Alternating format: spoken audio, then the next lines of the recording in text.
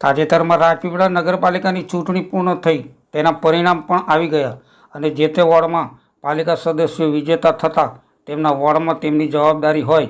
ત્યારે દરબાર રોડ પારેખ ખડકીમાં ઘણા લાંબા સમયથી પાણી ઓછા ફોર્સમાં આવતું હોવાની સમસ્યા હવે ચૂંટાયેલા સભ્યો દૂર કરે તેવી સ્થાનિક મતદારો આશા રાખે છે।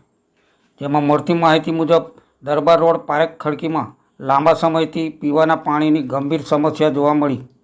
જેમાં ખાસ કરીને સવારે આવતું પાણી એકદમ ફોર્સમાં પૂરતા પ્રમાણમાં મળે છે, ત્યારે આ જ પાણી સાંજે છોડવામાં આવે છે, જે તદ્દન ઓછા ફોર્સમાં મળતા સ્થાનિકોની ટાંકી પણ ભરાતી નથી અને ક્યારેક તો ઘરમાં પણ પાણી પૂરતું મળતું નથી। ત્યારે સવાલ એ થાય છે કે સવારે પૂરતા પ્રમાણમાં મળતું પાણી સાંજે કેમ ઓછું આવે છે? જો કે પાણી છોડવા આવતા વાલમેન સવાર સાંજ માટે અલગ અલગ છે અને સાંજના વાલમેનને આ મુદ્દે પૂછતા તેમણે જણાવ્યું કે લોકોમાં નળ ખુલ્લા હોય માટે પાણી ઓછું મળે, તો શું સવારે લોકોના નળ ખુલ્લા નથી હોતા? સાંજે છોડાતા પાણીમાં કોઈક તો ગરબડ થાય છે, માટે ચૂંટાયેલા સભ્યો આ બાબતને ગંભીરતાથી લઈ પારેખ ખડકીના લોકોને ન્યાય અપાવે તેવી માંગ છે।